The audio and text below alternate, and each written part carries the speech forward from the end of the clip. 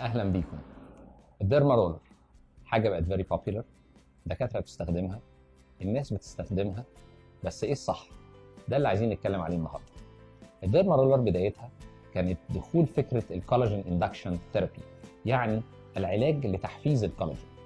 الديرما رولر لو حد ابتدى يدور عليها اونلاين وابتدى يكتب حاجه اسمها سكين نيدلينج، هلاقي انه بقى مش دايركتد، وانه بيطلع له ريزلتس في الاكيوبانكتشر والابر الصينيه، لان الاسم الصح ليها هو السكين مايكرو نيدلينج، لان احنا بنستخدم ابر دقيقه جدا للجلد وللشعر لفروه الراس تحديدا، علشان نقدر فعلا نحفز الكولاجين. الديرما رولر كذا نوع. الانواع اللي امن استخدامها في البيت اللي بيبقى طول الابره فيها بيتراوح من ربع الى نص ملي، مش اكتر من كده.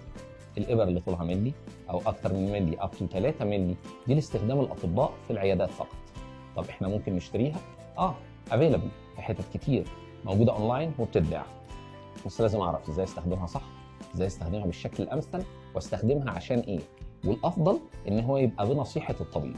طيب عرفنا ان احنا هنجيب الابر اللي طولها ربع ملي او نص ملي، لازم نعرف كمان ان في منها نوعين، نوع مخصص للشعر وفروه الراس، ونوع مخصص للوجه.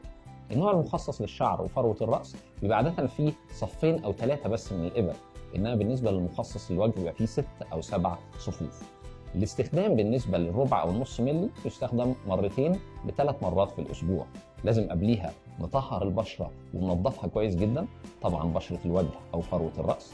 بعد كده نمشي الجهاز بكذا طريقه، الافضل طبعا الطبيب اللي يشرح لحضرتك، بس المعتاد ان احنا نقدر نحركها في 4 اتجاهات مختلفه بالنسبه للوجه، وفي اتجاه واحد فقط بالنسبه لفروه الراس.